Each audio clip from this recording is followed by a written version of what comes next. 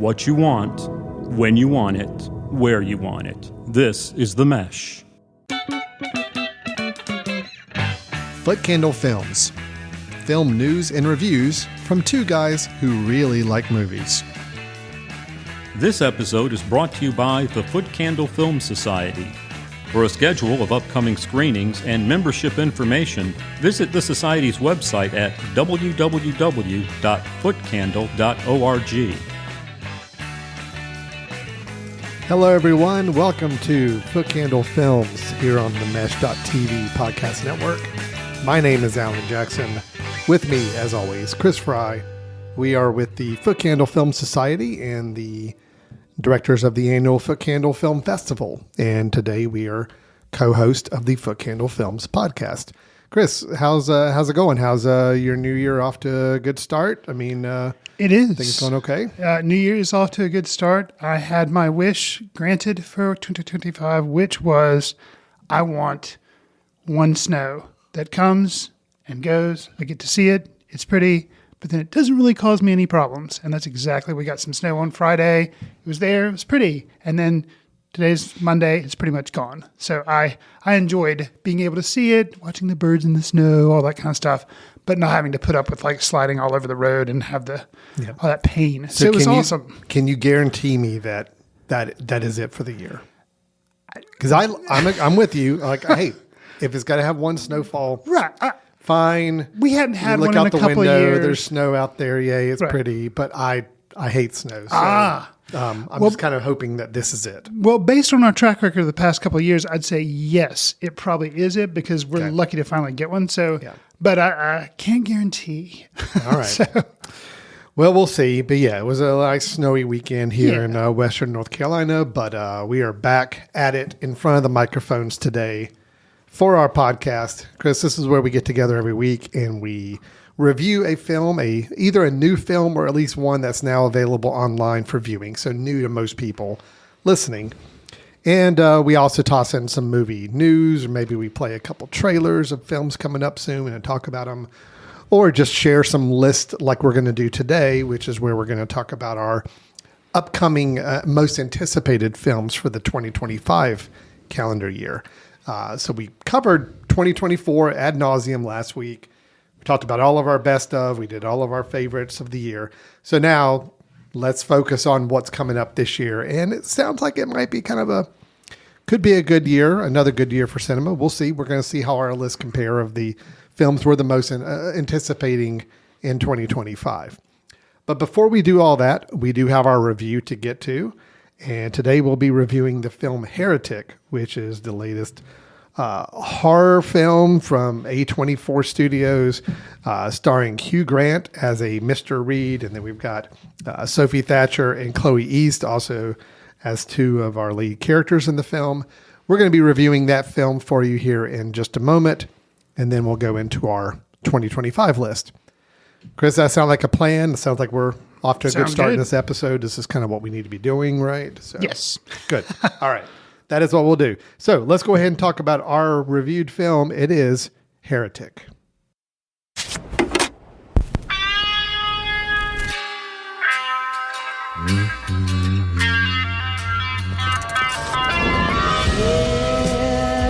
I could make a wish, no lights, no sound.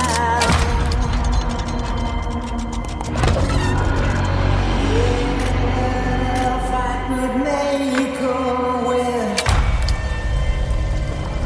no lights, no sound.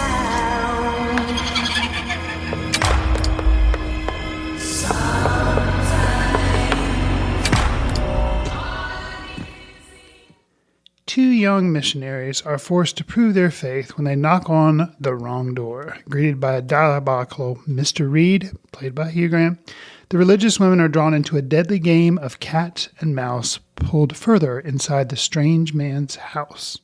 Alan, you mentioned the two young ladies that are playing the missionaries. We have Sister Paxton, played by Chloe East, and Sister Barnes, played by Sophie Thatcher. And then, of course, we have Hugh Grant. in this A24 film, you mentioned that the genre is horror. And we've talked about other films in the past that are A24 films, or sometimes not, but they're horror and they have some gore or violence in them.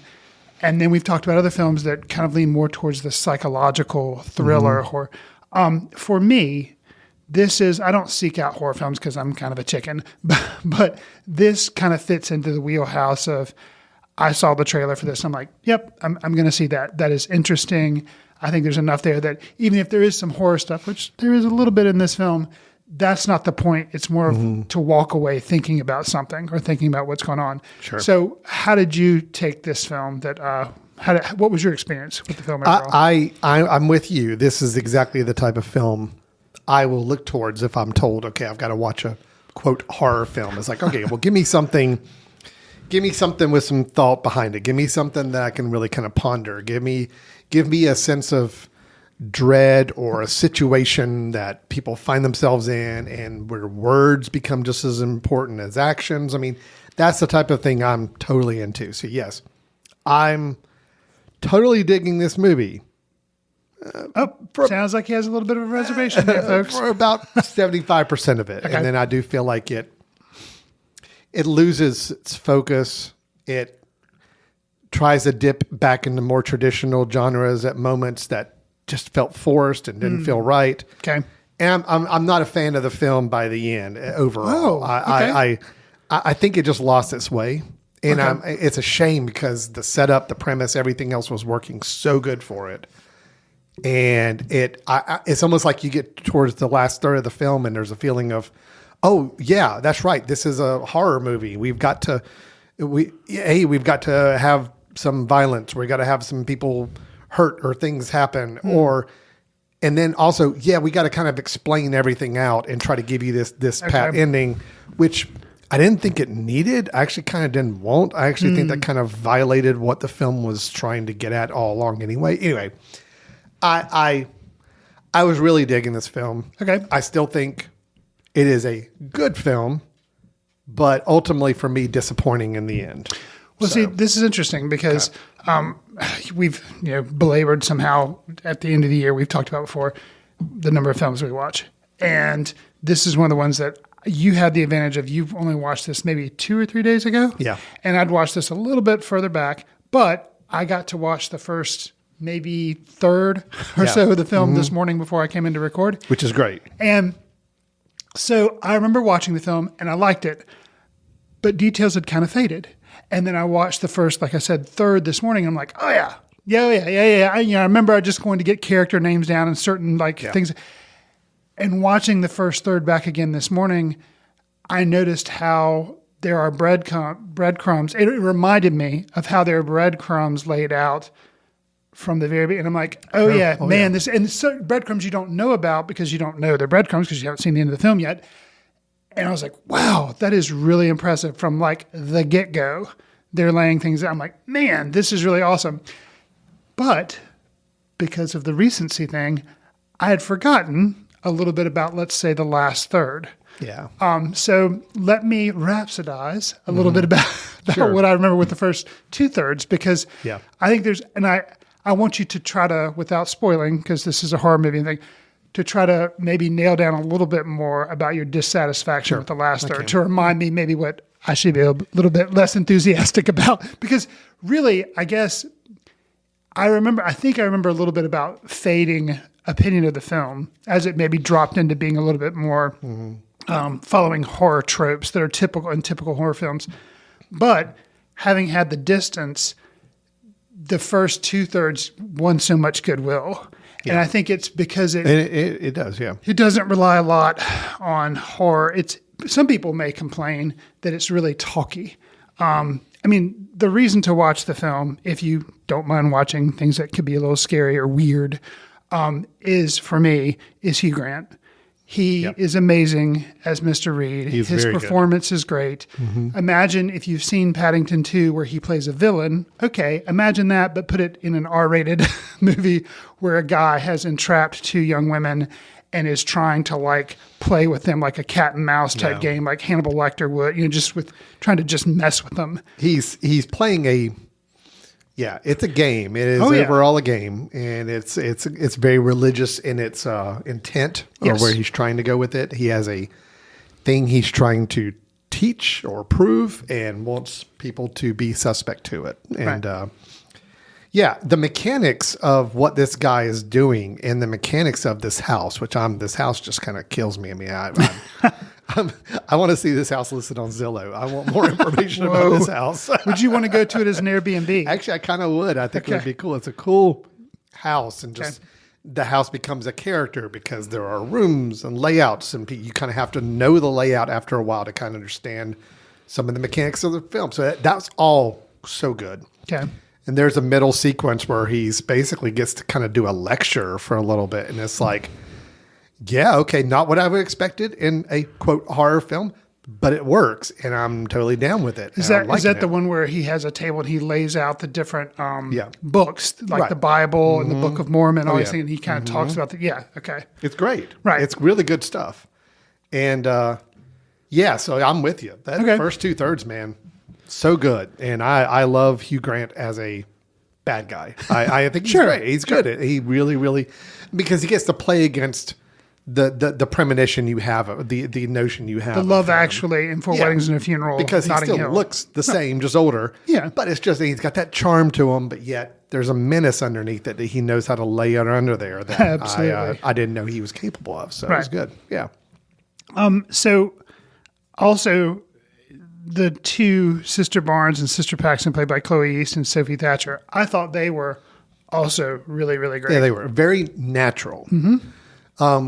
And it's the three of them. I mean, there are some other characters, but Yeah, Topher Grace shows up as like a Love elder man. his- I know, it's like such he a was small amazing. little role, But great. But it was good. It's but great. I'm just like, there's Topher. Topher Grace. Okay. Yeah, he plays Elder Kennedy, who kind of they go out to kind of talk to different people and talk to them about the Mormon faith, and Elder Kennedy's kind of responsible for them, and he comes looking for them because he's like, where are they? Because they're supposed to have come back at at one point. And I think with Sophie Thatcher and Chloe East, they just seem so, like you see, natural, and the dialogue that was written for them. I have to commend the filmmakers. Now, they have been writers and producers of A Quiet Place and 65. We won't talk about that film by Adam Driver. Not great. But anyway, Scott Beck and Brian Woods, they both wrote and directed this film. And I thought it was just really extremely well written to be their first directed film. Oh, yeah, sure. And so that I think that helped because they, I think, have some background with the Mormon Church. And I thought that was another interesting thing where, and it's my thoughts going in were, I hope this doesn't demean the Mormon faith or anything, because I'm not here to slam any religion. That's not my goal. And I don't think they did. I feel like if anything, it slams all religions equally. So, tries to anyway. Just there are a lot of interesting points it makes about faith and about what you do. But even beyond that, it was interesting because I was wondering about, for instance, something like Book of Mormon and South Park, and they actually name drop that. Oh yeah, sure. Have a little bit. So I was like, wow, that's kind of fascinating that they're aware. So I appreciated how they kind of had an open discussion, and even that's there again. This is first 2/3, but the push and pull between what he's saying to them, and it is more Sister Barnes who's able to kind of call him on it a little bit. Or just kind of question okay, I see what you're saying. However, where Sister Paxton, Chloe East's character, she's a little bit more, naive or just a little bit more skittish about what's she's a bit more happening. passive about the whole thing, but yeah.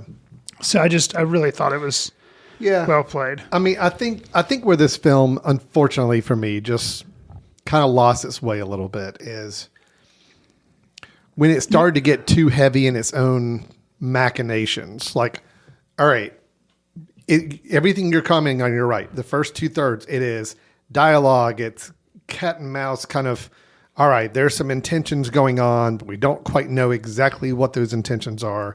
But yet we know he has something he's trying to prove or showcase or do. And the girls are kind of both hesitant, but also there's a little bit of curiosity from them to kind of figure out what he's trying to get at. All that's great.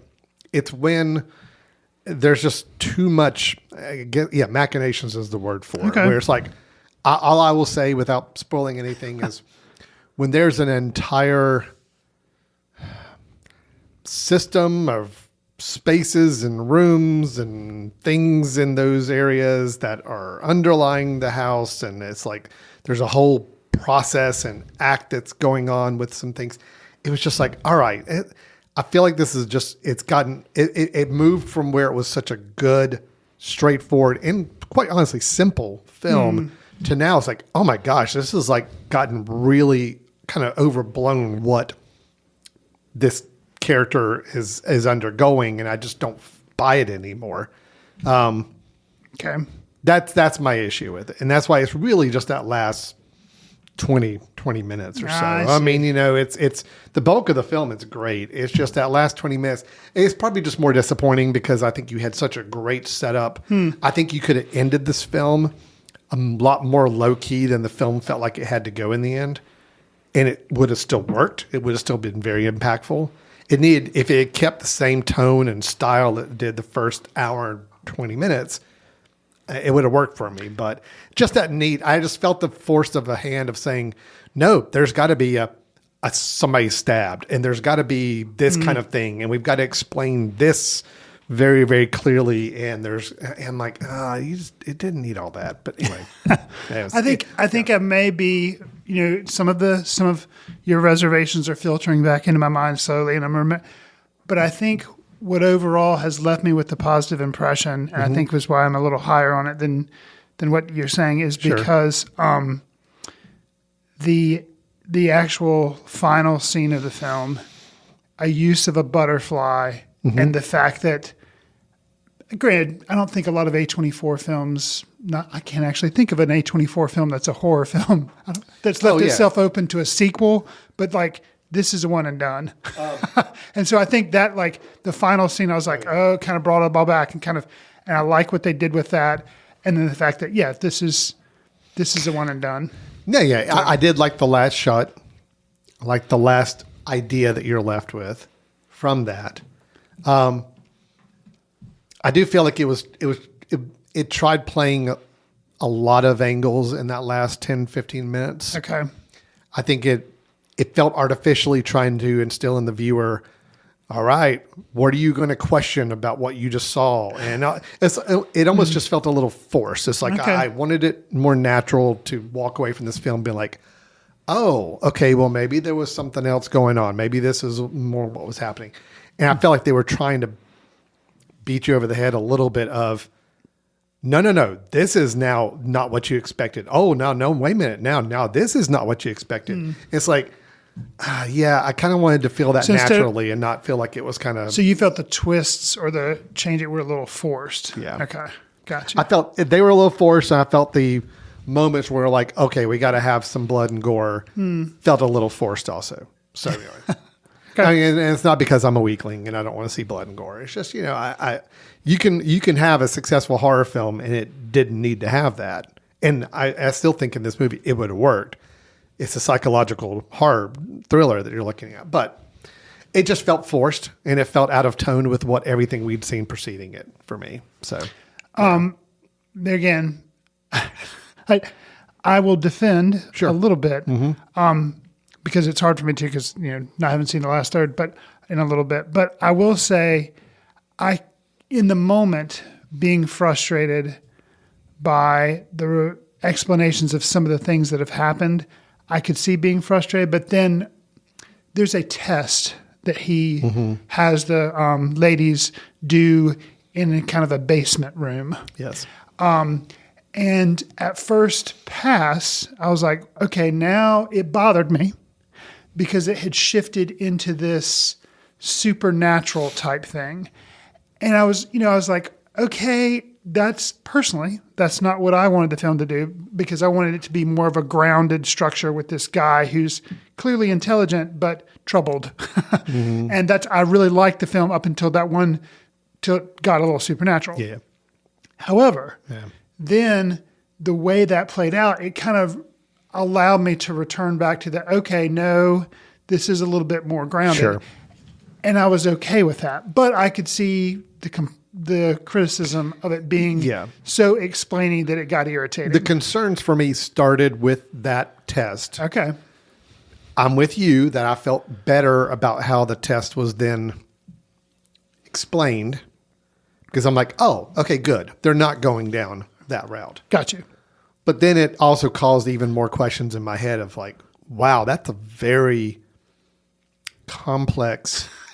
Again, But this guy's all about complex. I know, but still, I mean, that may be his middle name. I started having to think in my head. I'm like, oh my gosh, to pull off everything he's trying to showcase and do. I'm like, all right, it's a lot of dedication. Now, granted, He's been doing this for a while. he doesn't seem to be gainfully employed anywhere. He seems to have all the time in the world. So maybe this is what he spends his time doing. Yeah. Independently wealthy. I don't know where his money comes from. I don't know, Who knows? He's obviously got a good budget for cages. Let me just say that. I don't know. It's like, Right. Yeah. Well, and I think, right. Yeah, I'm joking. I don't think about that stuff. But I could see somebody being like, okay, to be they don't explain like, okay, this guy is a billionaire who's gone crazy, or this guy is just like, well, wow, this.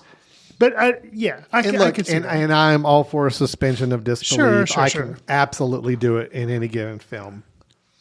But the more I start kind of dwelling on what is revealed in the last 10, 15 minutes of the film, and you understand the scope of everything, I'm just like, really? And like, nobody could figure this out. Like, Sure.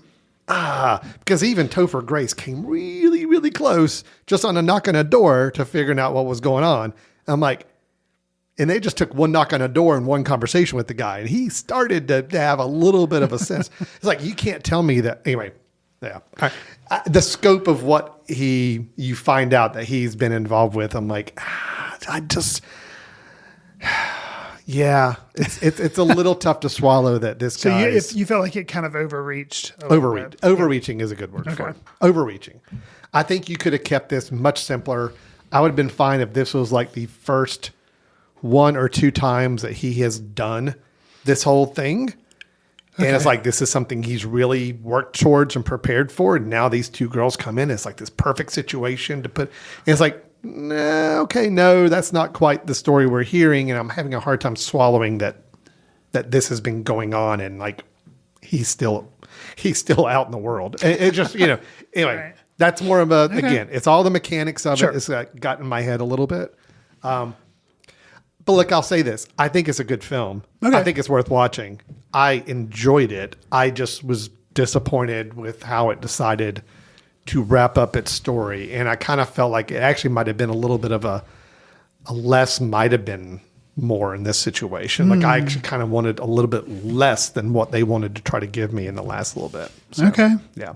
Interesting. You know what? I think the problem, I think a little bit of the problem is when the Mr. Reed character, for the first 2/3 of the film or first half of the film, at least, he is a very present character and like he is a focal attention for you. Okay. After a while, he becomes a voice on a loudspeaker and he's kind of, and I feel like that actually, I mean, not to put too much weight on Hugh Grant's shoulders, but I think that hurts the film too, because it's like he is our person we're fascinated with. He is the person we're watching. And then he becomes a disembodied voice for so much of the film in the latter half. And then when he does kind of show back up, it's like, oh yeah, there he is again. It's like, I don't know, that might have hurt a little bit too for me anyway. Okay. Again, good film. Sure. I wish the ending had landed. I wish it had stuck the ending better for me, but I overall think, I did enjoy it. And I agree with you. I think it's for watching Hugh Grant's performance.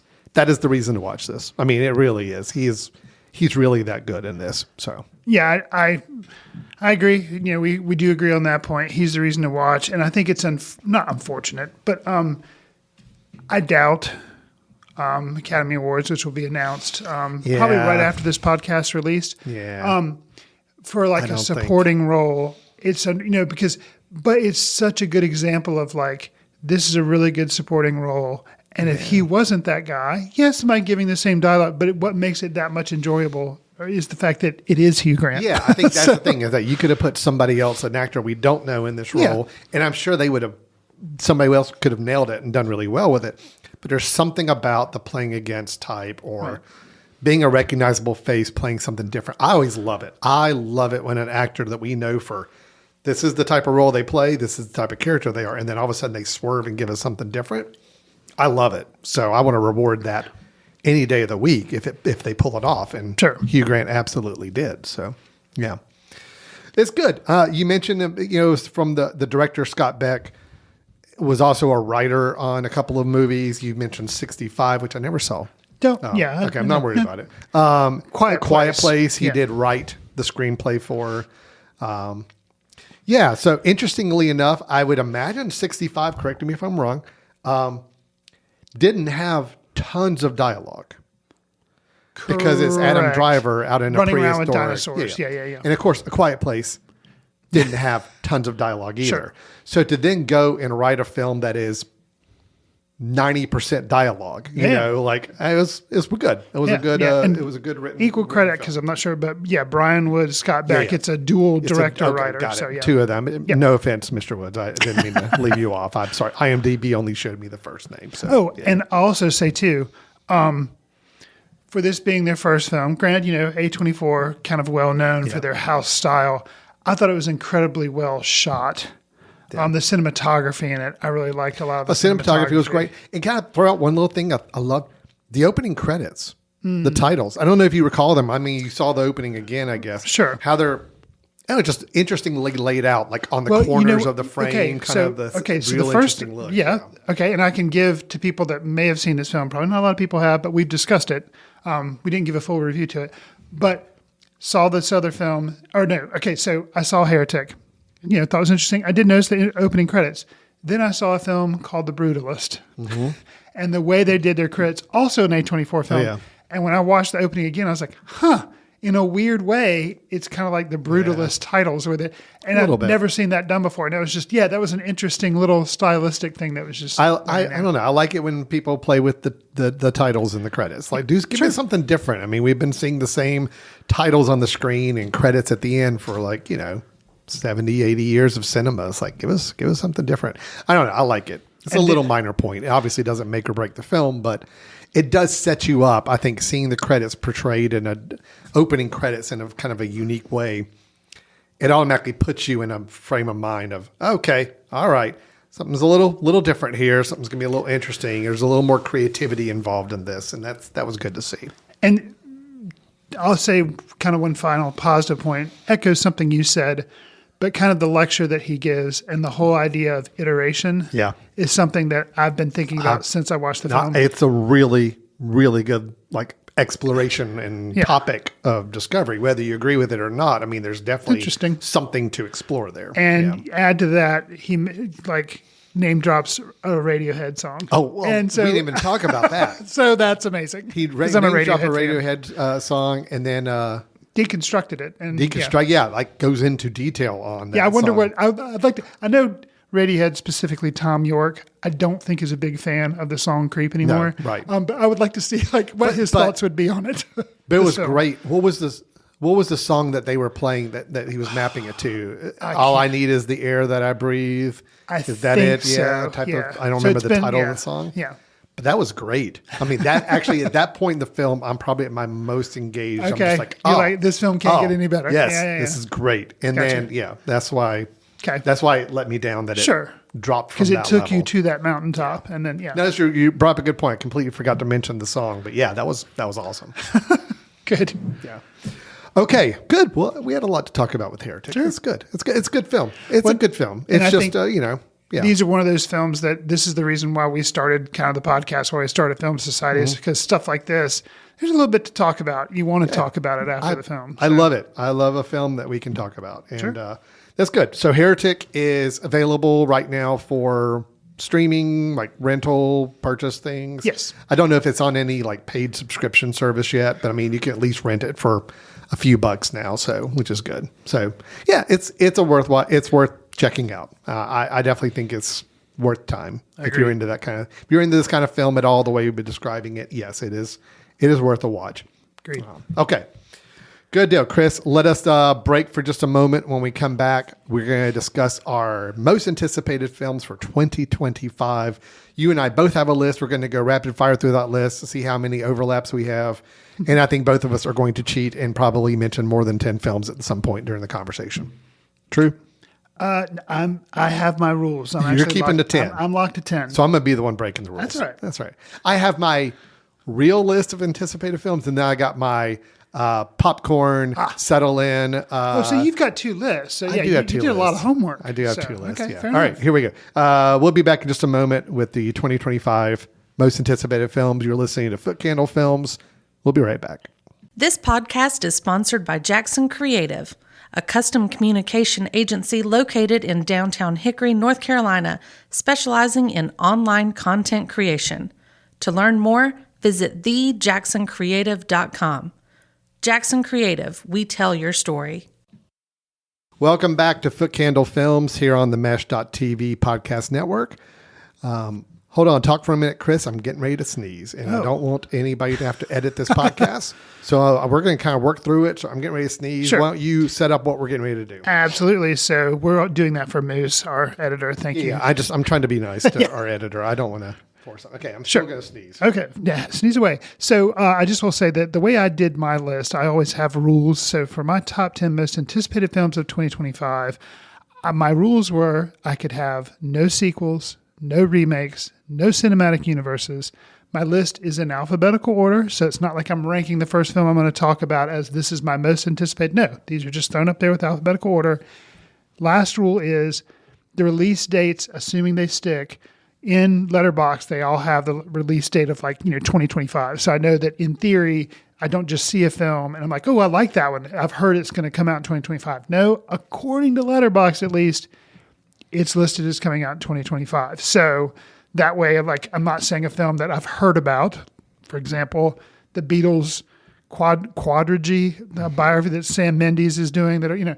No, those are not coming out in 2025. I am anticipating them, but they're not coming out in 20. So those are down the road. I will say, all of the ones have 2025 except one that was 2024 that I think it was literally just made in 2024 because I haven't seen any reviews for it yet. I know it hasn't come out in theaters, but I don't know if maybe it made a festival run. That's why it has 2024. But anyways, all the other ones have 2025. Okay. So Did you get a sneeze? I never sneezed. I was there. Okay. But it just never happened. So I apologize. Got for you. Throwing you off We hope track it won't like sneak that. attack you. No, I hope not to. But everything you just said is fine. I don't stick by quite those rules. I assume Good. all 10 of my films are actually being released this year. Okay. Every indication is that I've read that they are. I didn't do a really deep dive just to validate everything, but I'm going to make the assumption. This is what I do over my holiday break. I understand. I appreciate that. So, yeah. All right. So, Chris, how do you said yours were in alphabetical order. Mine are also in alphabetical order. So, Okay. Why don't you hit me with your first one, and we'll just kind of ping pong and see if we're any matches at all here. Sure. So my first one is The Battle of Bacton Cross, directed by one Paul Thomas Anderson. The cast, Leonardo DiCaprio, Regina Hall, Sean Penn, Benicio del Toro, and bunches of other people. It is a Paul Thomas Anderson movie. I mean, if the cast doesn't get you excited, if the name of the director doesn't get you excited, well, too bad, because I can't give you any kind of plot. Yeah, I mean, pretty much. Yeah. There's no plot to speak of. But I'm glad about that because I don't want one. For Paul Thomas Anderson, it's enough for me just to know he's making another movie. Granted, his most recent one, Licorice Pizza, I was okay with. Yeah, but it didn't quite wow probably me. One of his lesser works in our mind, but still, But, it was okay. you know. But look, for Leonardo DiCaprio to sign on, and I would say this about Leonardo DiCaprio: he signs on to good projects. Okay, agreed. He has a good eye for projects. He works with good directors. Him signing on with PTA is a good, perfect blending. I can't wait to see what they come up with together. It was on my list for sure. Definitely one of my top 10. So you have saved me a little bit of talking time. So yeah, I mean, it's just like you say, he chooses interesting things. So he doesn't have to work if he doesn't want to. So perfect. Yeah, I love it. Was there an estimated time frame on when that's coming out in the year, or just I have not I seen haven't one. either. No, Yeah. I would assume the earliest we'd see it would be summer. Yeah. But it may be a November, December. It could be a fall, December release if Yeah. they're going for some awards recognition at the end of the Sure. year. Not All knowing right. what type of film it is. Yeah. I don't know. Where I they mean, it would could be choose- a zany comedy. Right. We have no idea. Right. So yeah, but I do have the 2025 supposedly release date. Yeah. So we'll go with see. that. Okay, good. All right, here's one I've got, which I'm just amazed this film is even planning to be released this year. Luca Guadagnino, who released 2 films last year, Challengers and Queer, Right. has a film coming out this year in 2025. Gosh. The guy must not sleep. I tell you, it's crazy, but this film is titled After the Hunt, Okay. and it stars a Miss Julia Roberts, Oh. yep, and Andrew Garfield. Okay. And the plot synopsis of the film is that it is about Julia Roberts plays a collegiate professor who is forced to reevaluate her actions as her colleague, played by Garfield, is facing a serious accusation. Guadagnino has gone on record saying he thinks this is Julia Roberts' best performance ever. Now, of course, as the director of the film, you kind of have to say that, but Garfield's also been very positive about this film and this collaboration, saying it's allowed him to go to places he's never been before as an actor. Anyway, so the fact that you've got that, you've also got Io Edebiri. Oh. You got Michael Stuhlbarg and Chloe Sevigny also in the film. Okay. And you've got another score by Trent Reznor and Atticus Ross. So I'm like, okay, as much as I love Challengers in 2024, Queer didn't work for me as well, but I at least admired what it was doing. Sure. But to come up with another film, and you got Julia Roberts, who I'd be anxious to see Julia Roberts in a really good performance role. I like Andrew Garfield a lot. Sounds like an interesting concept. The score sounds great. I'm like, yeah, I'm on board. So After the Hunt, 2025, Guadagnino, cannot believe he's pulling out another film. 3 in like a 24-month period. Yeah, I am very curious. I kind of don't want to know any more about it than what you just told me. Yeah, I hope that's I don't see probably a about trailer it. for it. It sounds to me a lot like the film from a couple of years ago that was based on a play, Doubt. Oh, right. Where there's like an accusation, how things play out. Because just, here's me telling you what I think the film's about without just basically, it's like, unfortunately, it sounds like maybe Andrew Garfield's character has done some type of sexual harassment or thing or something. And maybe he was called on it by Julia Roberts' character, but maybe now she's questioning whether or not that was true, but it too late because his reputation's already been torn. And kind of like, so it's kind of like a very timely, what happens. And so it sounds like it's going to be kind of a maybe tough watch. Maybe. Could be. Yeah, it could be. I'm just as far because it's just so Or it could be a zany comedy. Yeah, that's true. Again, You never know. But it just sounds really sound interesting. tough. And it does sound like it's going to be great because playing against kind of type for Andrew Garfield, I could see how that could go places that he doesn't normally do in his work. Yeah. And then, seeing Julia Roberts on screen in a very good performance set. I see, here's why I like doing these kind of lists is because you hear about films that you can look forward to.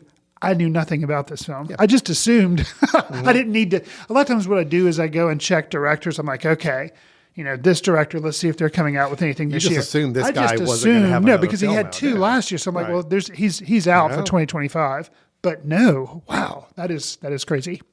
Yeah. So anyway, that's After the Hunt. I don't have a date on it either, but it is slated for 2025. Okay, So, that is awesome. yeah. All right. What have you got next? So my next one is A Big, Bold, Beautiful Journey by Kogonada, who directed After Yang most recently. Before that, Columbus, which is a film I've heard a lot about. I still have not seen it. It is on my watch list. I hope to see it one day. This film is an imaginative tale of 2 strangers and the extraordinary emotional journey that connects them. The 2 characters, at least I think that's going to be who they are, is Colin Farrell and Margot Robbie.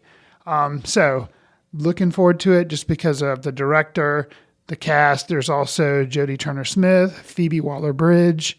So those are people that, I appreciate. Also, Chloe East from Heretic. Okay. is in the film Interesting. also. Yeah. Interesting. So I'm looking forward to it. I think he's a director that is a very thoughtful director. He's only put out the 2 films that I mentioned, After Yang and Columbus. I think he's very deliberate. He writes his own material, and he's very deliberate about the way he does things. He's very thoughtful. He spends a lot of time. So he's somebody that at the end of his career, maybe he hasn't made 30 films, but the 15 he's made are just very well put together. Cool. Yeah. So- It was close to being on my list. I had to whittle this down to 10. That one I feel like I've still got more questions about. So Okay. but I agree. It sounds great. Sounds really intriguing. All right. Well, speaking of directors that just don't seem to be slowing down, Yorgos Lanthimos has a new movie coming out in 2025 called Begonia, which also stars Emma Stone and Jesse Plemons, just like in Kinds of Kindness. And Emma Stone was also in Poor Things earlier. Again, it's Lanthimos.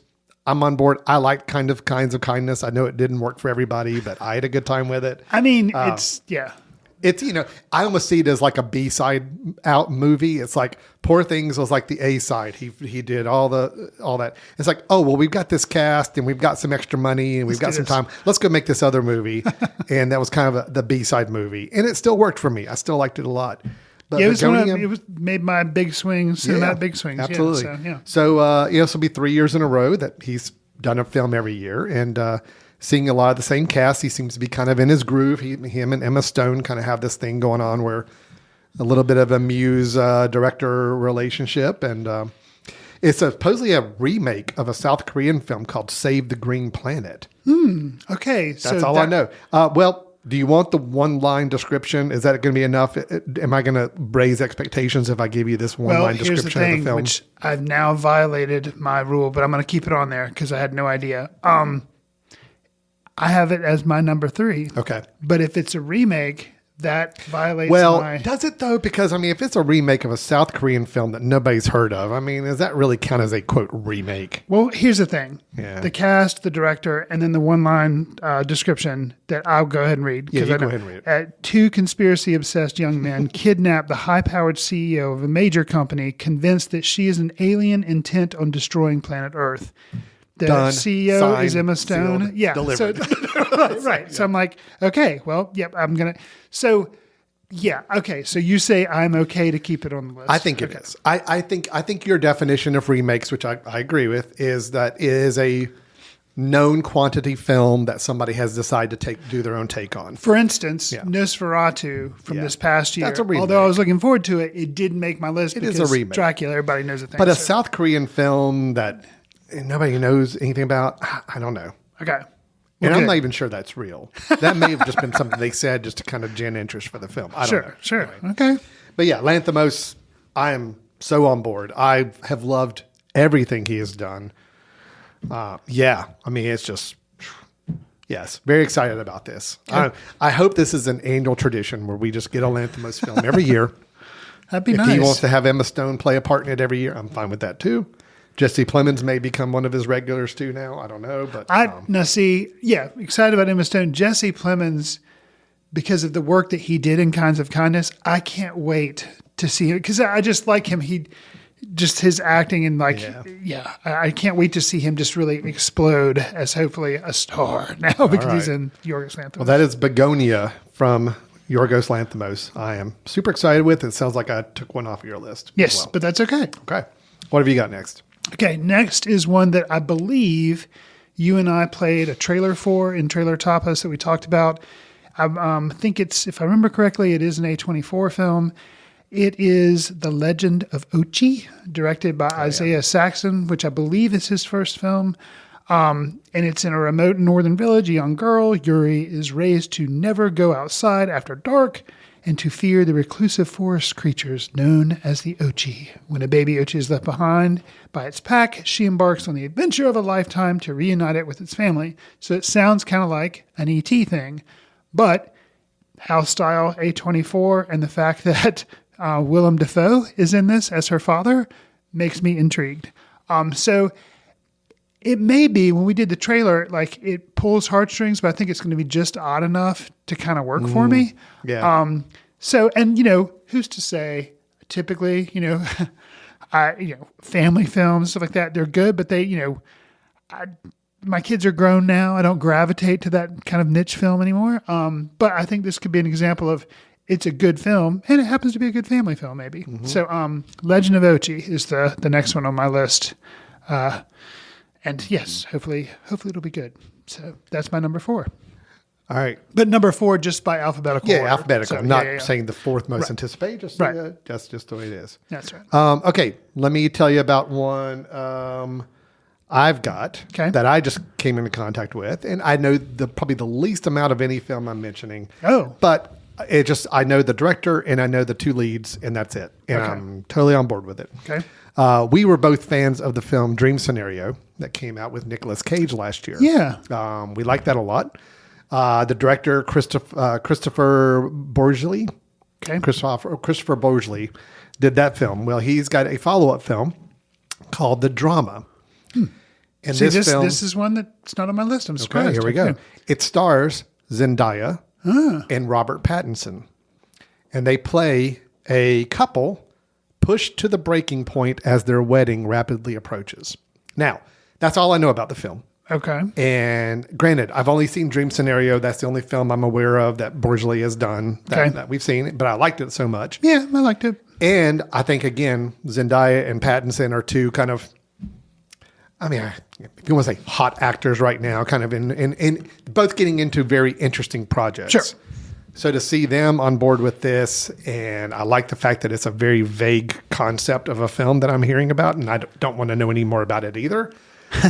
Sounds really interesting. I'll tell you right now, Robert Pattinson, I got a feeling he's going to come up again on your list shortly. Okay. But besides the film that you're probably going to mention, that I will also be mentioning on my list, Okay.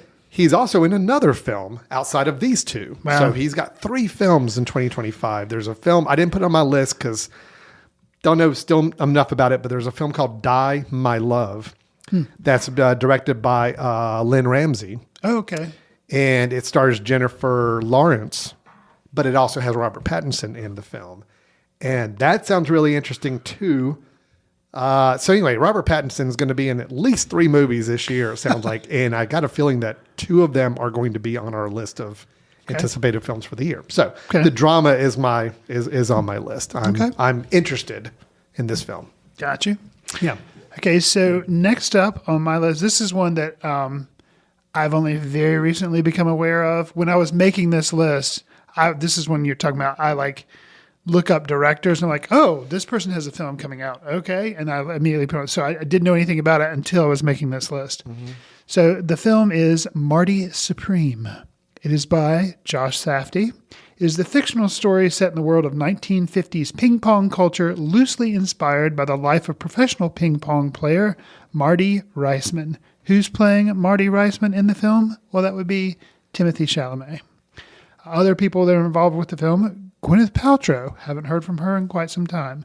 Tyler, the Creator, Fran Drescher is also in the film. Penn Jillette is in the film. So kind of a all over the place cast, which doesn't surprise me necessarily for the Safdies. I think they, specifically Josh Safdie, I think in a way they kind of do the Tarantino, like picking random people that maybe have fallen out and then like bringing them and making them something like, oh, well, there's John Travolta, like, Tarantino did. Well, this will be, crazy. There's Gwyneth Paltrow. There's Fran Drescher. It's just, so Marty Supreme. Yeah, so that's Josh Safdie doing this one, right? Correct. So the Safdies have kind of done a Coen Brothers thing where they've gone in different directions. Benny Safdie's not. Now, he may, I don't know if He's got a film coming up with The Rock in it about the WWE or WW something. WEWF, one of those. Yeah, one of those where he fights people. Right, and that's interesting that both of the brother, Ben and Josh Safdie, they're doing like biopics or The whatever. Smashing Machine about the UFC. Sorry. fighting. Sorry, my apologies. Well, and this one is the fictional story, Yeah. but it's kind of loosely inspired. Where I don't know if the other one's more of like, no, it's more of a true biopic or whatever. Yeah. So yeah, interesting that they kind of pulled a Coen Brothers. They are doing but yet the they're Coen. both doing a similar kind of in a way projects. But that one did not make my list, but I'm aware that it's coming up. So. Same here. I was aware of it, and it sounds interesting. Both of them sound interesting. I'm curious to see both. I got a feeling this may be one that, because Beau is Afraid still kind of has affected me. Oh, wow. Yeah. Really? I still kind Maybe I need to of get on that film a little I bit. need to give that one another shot. But Ari Aster has a new film called Eddington. I did not know that. Yeah, that is coming out this year. It is also going to be with Joaquin Phoenix once again. So again, also Miss Emma Stone is making an appearance in this film. So Emma Stone, Robert Pattinson are right now getting the most appearances in films this year award. Okay. But it also stars Austin Butler, Pedro Pascal, and a few others. The plot is a mystery, which I'm totally cool with. Ari Aster doing a mystery. No, the plot remains a mystery. Like nobody knows what the plot is. Got you. Yeah. Okay. I was like, oh, that sounds awesome. There is a theory that it is a contemporary Western set in a small town in New Mexico during the pandemic. That is the overall log line that's floating out there. Equally as interesting as a mystery would have been for me to get excited about from Ari Aster. Okay. So, Beau is Afraid was not everybody's cup of tea. I did like mine it. specifically. Yeah, but I did quite like it, but I will admit it was a lot. It was a it was a big swing. It was a huge swing. Okay. A big, long movie with a lot going on in it. And I'm on board with Aster and whatever he wants to work on right now. I still love Hereditary. I think Hereditary is one of the best horror films made in the last 20 years. Okay. I think, what do you do after? Midsommar is pretty darn good as well. And I thought Beau is Afraid is very interesting, even if it doesn't work completely all the time. Okay. But it's enough to get me interested in his next film. So Eddington should be coming out this year. We will see what happens there. Okay. Yeah. Cool. So you have teased this, and sure enough, because we're in alphabetical land, going in that order, Mickey 17 is my next film, directed by Bong Joon-ho.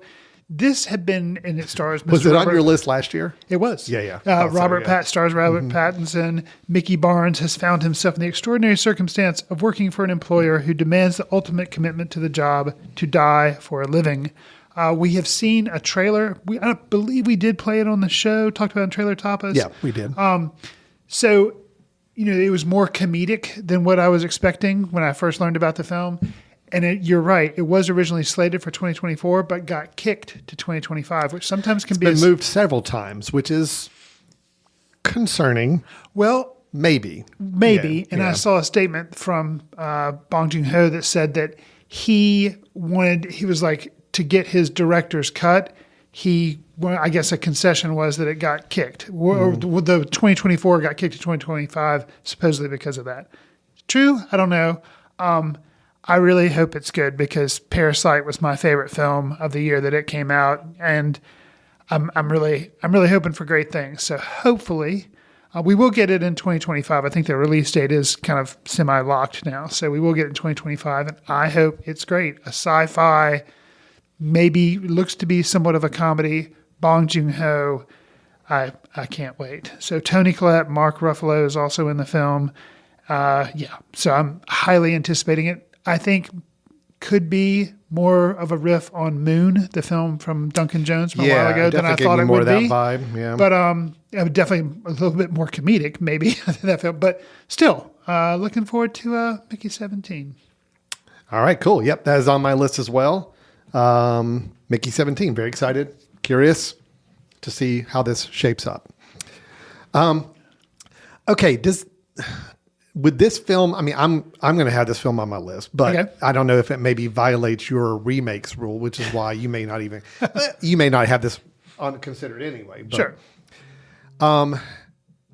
Guillermo del Toro is doing a version of Frankenstein. So is that considered a remake? Yes, I am interested in that, but yeah, I mean, because it was kind of like the Nosferatu type thing. Right. It's like it's a known thing. But well, I'm putting it on my list because I don't adhere to the remake violation. Sure. Guillermo del Toro's Frankenstein. I love the classic. I love the classic horror stories. I love the classic creature stories. Del Toro doing it makes it extremely interesting. He's got a great team alongside him. His cinematographer, Dan Louston, composer, Alexandra Desplat, production designer. I mean, he's bringing in even just the still images I've seen, one or two images look amazing. Okay. Oscar Isaac, I think, is Dr. Frankenstein. Okay. Jacob Elordi is the monster. Mia Goth, Christoph Waltz, all in this. Like, yeah, bring it. I'm super excited. It may be this year's Nosferatu. I may be just loving it, but it doesn't make my list because of my stupid rules. No, I understand. So, I will say, can I piggyback this with one other item real quick? Sure. There's another film that's in a similar vein. is it The Bride? The Bride with exclamation point. Oh. The Bride is the name. And Maggie Gyllenhaal is doing I get the sense that it might be going for a bit more of a campy feel. Okay. Just because of the title, it's like The Bride of Frankenstein. It's like The Bride with an exclamation point. I don't know. I haven't seen anything about it. Two Frankenstein-centered films, both coming out in 2025. Correct. So I'm piggybacking those two together. I love my Frankenstein. I love my Dracula. I love my Mummy. I love all those. So give me a new film of those every year. I'm happy with that. So, but Del Toro doing Frankenstein, I'm super excited. It'll be interesting to see how studios space out the release times on those, because I would assume they would try to, but who knows? Yeah, that'll be interesting. And I could see one of them getting bumped. We've seen more about Del Toro's Frankenstein than we have Gyllenhaal's The Bride. Right. So could be Del Toro's is the one that squeaks in and the other one gets bumped. Anyway, we'll see. Okay, Chris, what else you got? So my next film is The Monkey by one Osgood Perkins. Yes, he gave us Long Legs in 2024. Wasn't a huge fan of the film, but I admired his attempts at trying to tell an original story, and I admired cinematography. I was like, okay, I want to watch what this guy does. Well, with The Monkey, he is using something based on a Stephen King story. Yeah.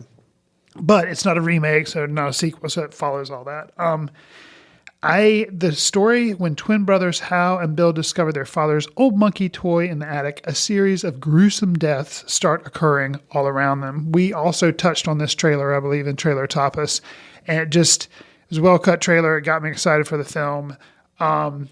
It just seems like I guess you could complain and say it was a ripoff of something like a Final Destination film where all the people's deaths start occurring all around this one area or something. But to me, it just looks interesting. It could be, hopefully, around a Halloween release, so I could say, hey, this would be a good one for us to review on the show because of, spooky season. Yeah. But The Monkey, that makes a slot on my list.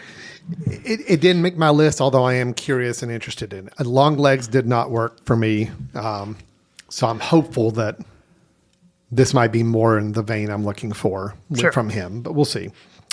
All right, I'm going to mention a film that I know is not on your list because we've already passed this letter in the alphabetical order. Yes. But it's also the predecessor of this film you were not the biggest fan of. So, okay. So it is a sequel as well. So no, but it's not a sequel. It's okay. Just a follow-up film from a director that you weren't a big fan of the previous film. Gotcha. Celine Song, who did Past Lives, which was one of my favorite films the year before last.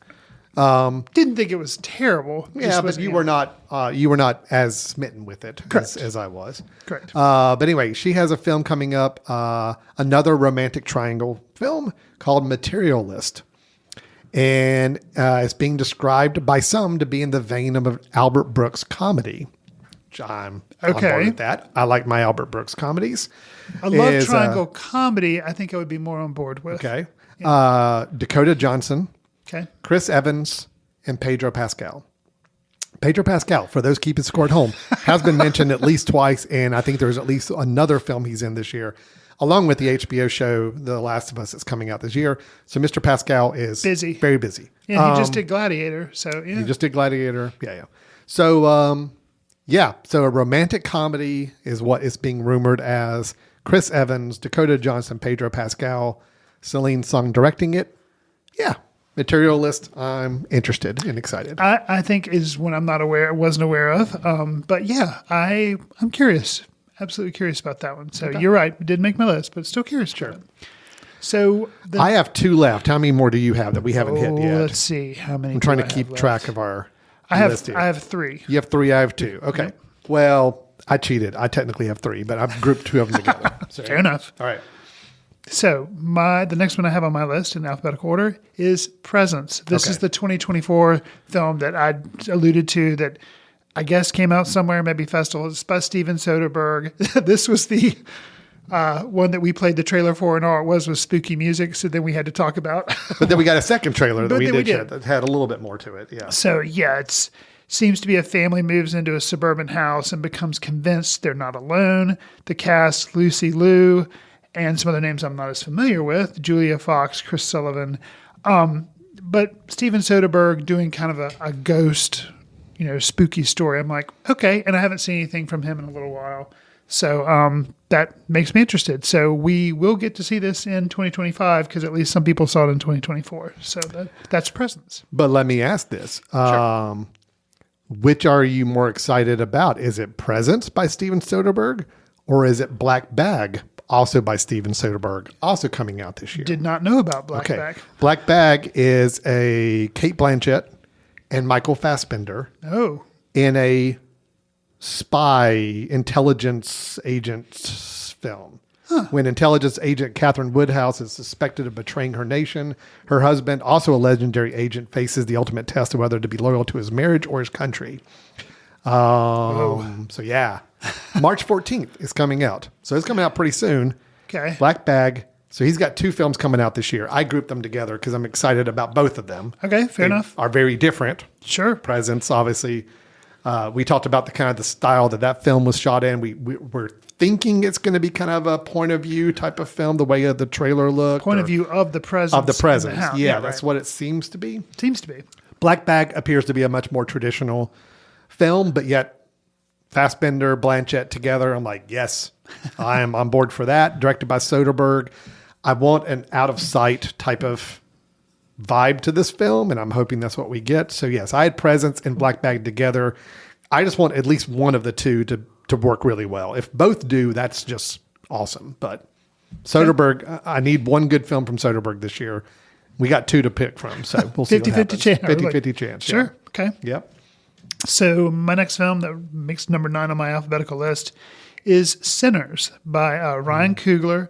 This story is trying to leave their troubled lives behind. Twin brothers return to their hometown to start again, only to discover that an even greater evil is waiting to welcome them back. Michael B. Jordan plays the twin brothers of Elijah and Elias. Haley Steinfeld is also in the film. Ryan Coogler, he was the gentleman who gave us Fruitvale Station, which I was a big fan of. And he did Black Panther, both Black Panther films. He's done Creed. Interesting director. I'm interested to see what he does with seemingly kind of a spooky, maybe horror type film. Yeah. So yeah, and I admired it. I really liked Fruitvale Station and some of the other, when he did the Black Panther films, it's like, well, they're Marvel films. Those have it was getting kind of burned out at that point. But to be doing a horror thriller, I'm like, okay. And Michael B. Jordan, big fan of his. No, so, this sounded really interesting. Came close to making my list, but yeah. Okay. Sounds very interesting. I'm with you on that one. The last one on my list to mention is it violates your remake rules, so I understand it will not be on your list. Okay. But it is The Running Man by Edgar Wright. Yeah. Starring Glenn Powell, Coleman Domingo, Katie O'Brien, and Josh Brolin. The only thing that kept it off my list is the fact that this movie's been made. Yeah. That is the only thing. Because otherwise, if somebody's going to do a remake, Edgar Wright, okay. Yeah. You're He's going to the make one to it do your it. own. And take a film that was not a great film back in the 80s, but a big Schwarzenegger starring film at the time. The premise obviously based on a Stephen King short story. I mean, it's ripe for a remake, especially because today's culture and being a lot of different people than 30 now, years ago. 20-year-olds have never seen the original. So, yeah. And then you got Glenn Powell, who, is kind of firing on all cylinders on things right now. Coleman Domingo loves so much, and Sing Sing and others. Can't wait to see him in another, especially in a genre film like this. It'd be kind of fun. So, and then Josh Brolin as like the producer. I think he plays the. Do you remember it was? He's the game show host. Yeah, guy? but it was the guy that the Family Feud guy played. Richard Dawson. Richard Dawson played back in the 80s. Yeah. Okay. So anyway, I'm loving it. Before you great. mentioned that's the role that Josh Brolin was going to do, I was actually hoping maybe Coleman Domingo. Oh, that would have been good too. But either way. I got a feeling Coleman Domingo is probably going to be one like of the competitors. co-contestant. Yeah, sure. Sure. Is what I'm anticipating. As well as Katie O'Brien's probably, Yeah. because I remember there was a female that was with Arnold Yeah. Schwarzenegger, so I'm assuming she's playing that role. But yeah. Anyway, I'm just very excited. Very excited. That too. Sounds great. Me too. And that is a lock for 2025. It is saying the date is November 7th, 2025. Okay. Late in 2025. Interesting. Could slip, but now. And because of everything, I would think it would be more of a summer film, but that's interesting that it's November. November. So, yeah. So that is The Running Man by Edgar Wright. I am excited about it. And that concludes my list. You still have another one or two, right? I have one. You have one. And this, there are so many reasons I'm excited for this. My one point of trepidation, it does have a 2025 release date. It does have a plot synopsis. It doesn't have a very extensive cast. But the number one problem that makes me question, will this come out? Doesn't have a poster listed in Letterboxd and doesn't really have a title. Yeah. But let me tell you what giving you what title it does have, maybe will pique your interest. Okay. It's the untitled Trey Parker, Matt Stone, Kendrick Lamar comedy. Okay. So South Park fellows, big fans of theirs. They did a musical, Book of Mormon, but that's the last thing. Like, before that, they did Team America World Police. They did the South Park movie. They, of course, have still made the show. But I was wondering that. I was like, man, they did Basketball. I was like, when are these guys going to make another movie? Well, here we are. Kendrick Lamar, who's actually, I think, going to be doing the Super Bowl halftime show this year. Okay. Yep. So it's just kind of an interesting confluence. Like, he'll do that. And then if this movie does come out in 2025, just really interesting. Here's the plot. A black man, which I'm assuming will be Kendrick Lamar, interning as a slave reenactor at a living history museum, finds out that his white girlfriend's ancestors once owned his. So there you go. Yeah. So it's the South Park guys tackling the treatment of African Americans, black people, and slavery, but it's kind of, I'm like, okay, I'm kind of, and Kendrick Lamar, he's a musician, but I don't know. I just think that there could really be some magic there. So that sounds. I had no clue about that film. And I'm a little leery, like I said, because we don't have a title for it. But it was amazing enough to be, and I was excited enough because I'm like, I get another film from them. So we'll see. That was great. Okay, that was the one on your list I had not heard anything about, knew nothing about. So that's great to hear. Good.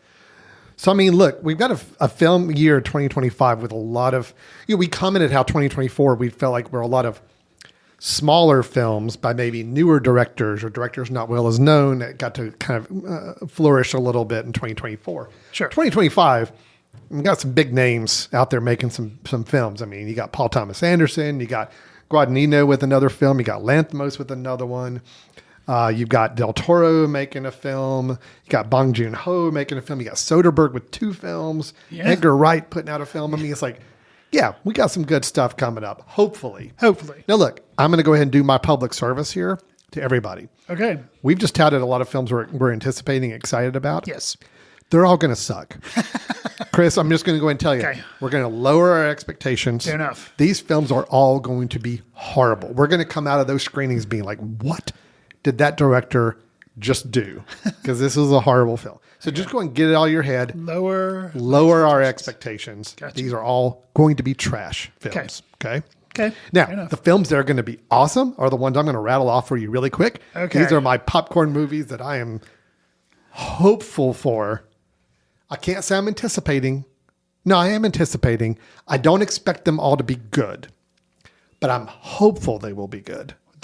It would make me happy if any of these films I walked out of, I'm like, oh yeah, that totally worked for me. These are all sequel, franchise, superhero, whatever movies. What? I want them to be good. I would be surprised if a film that I'm thinking of that I also unfortunately have expectations for is not on your list. Okay. Well, let me hit my list and you can just kind of, you can make a frowny face or furrow your brow on any of these you want to. It's fine.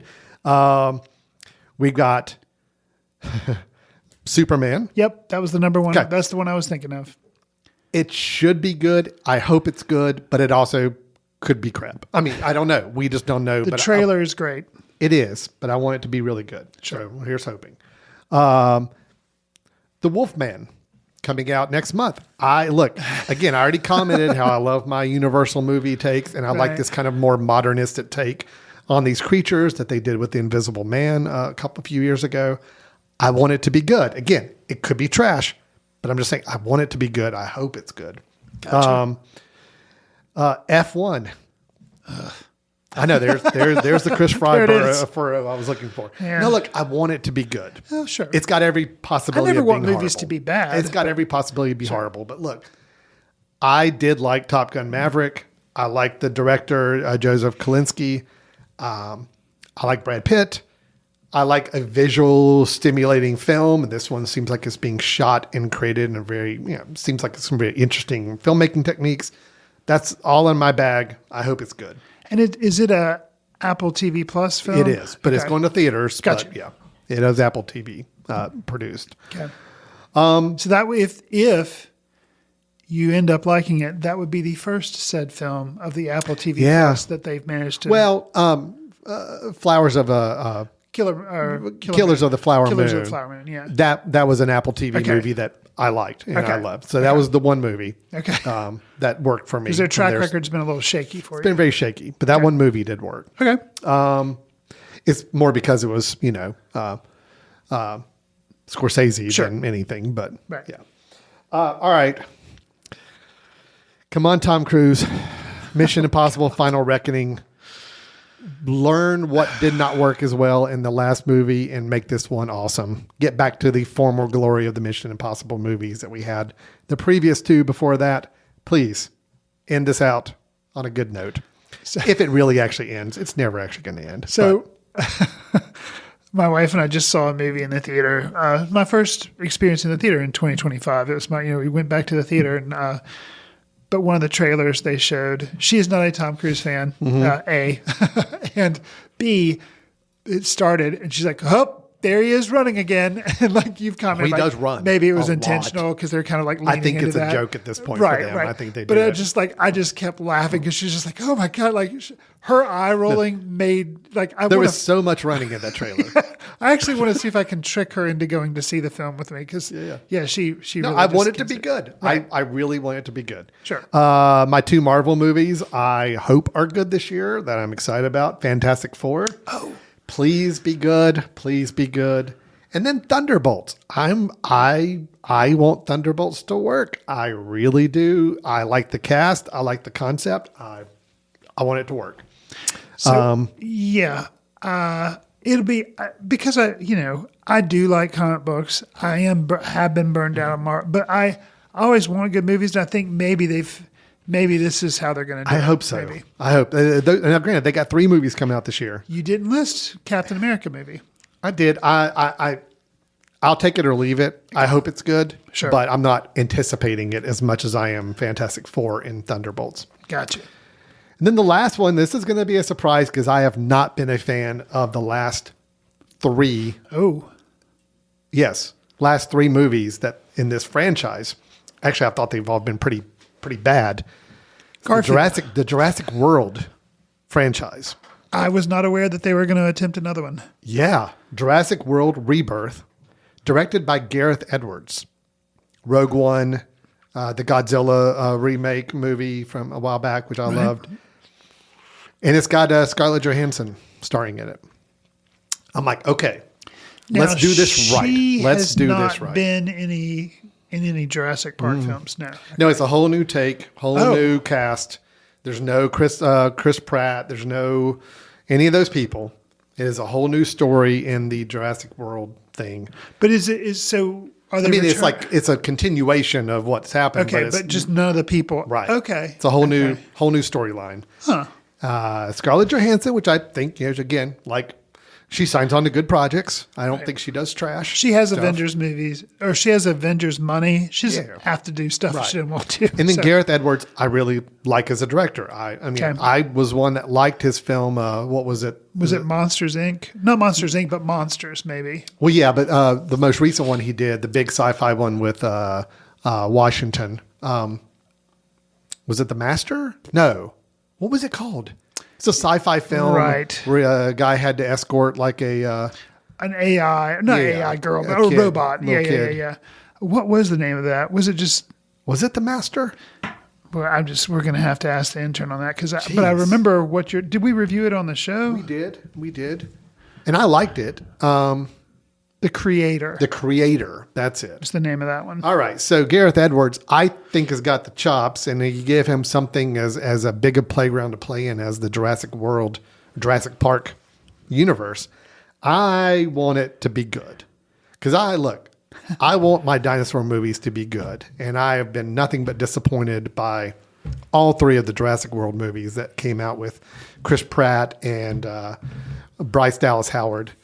I'm like, no, none of these work. None of these were great. They actually got worse as they went along. Yeah. I felt like, just come on, give us something good. If you're going to play in this franchise, give us something good. They've at least got a good director attached to it and a good star. I'm like, great, let's see what happens. So according to Letterboxd, Mahershala Ali is also Ali is in it yeah. also, So right. okay, Yeah. Again, those are my 7 movies. I'm like, please be good. Find a way to make these 7 movies good, because if not, I'm going to hear about it from Chris Fry sitting across the table from me during one of our future recordings. I mean, if it's on your list of one to say, we're going to have to review it for the show. Yeah, So I know. okay. I'm telling you, those are my 7. The geek side of me, the movie geek wants to see these 7 movies work. The 10 movies I mentioned before, yes, those are truly my most anticipated. Those are the ones I will seek out and find and watch. Gotcha. These are the 7. I've got my AMC membership. I'm ready to go plop down in the Big D theater and check these out and hope that they're good. So, Fair enough. okay, I think that wraps it up for today, Chris. That's what our plan was for today. 2025 most anticipated films. We gave probably between all of our lists, probably a good 20 films worth of films that we are all in some way, shape, or form anticipating or looking forward to or hoping for coming up this coming year. If anyone, Chris, has any films that we missed that are just like glaringly obvious films that we should be anticipating for 2025, or wants to dispute any of the ones that we did bring up as our selections, Sure. How can they get involved with this conversation? You can send an email to info@footcandle.org. You can follow us on Facebook, Foot Candle Film Society, Instagram and Threads. We're at Foot Candle Film, and we're also on Blue Sky and Letterboxd, where we try to leave what we're seeing, quick takes type things. Do us a favor, give us a star rating, write a review, share with friends, whatever service you receive your favorite podcast on. It'll help us reach new listeners, and we'd appreciate that. Last but not least, we're a ways out, but the 2025 Foot Candle Film Festival will be September 19th through the 28th. So mark your calendars now if you'd like to come to Western North Carolina and see some good independent film. All right. Well, that'll wrap us up for today. Thanks, everyone, for listening to Foot Candle Films, and we look forward to talking to you next time. Take care. See you in the ticket line. Watch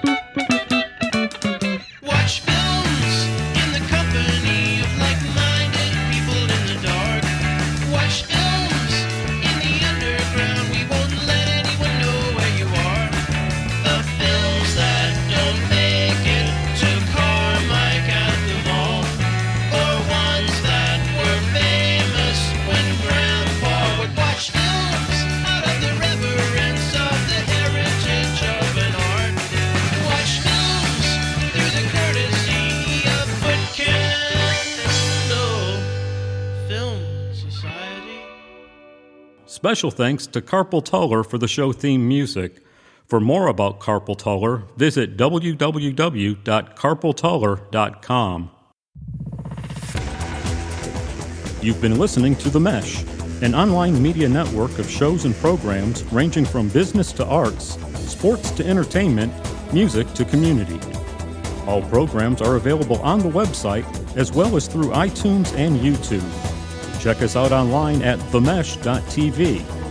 Discover other network shows and give us feedback on what you just heard.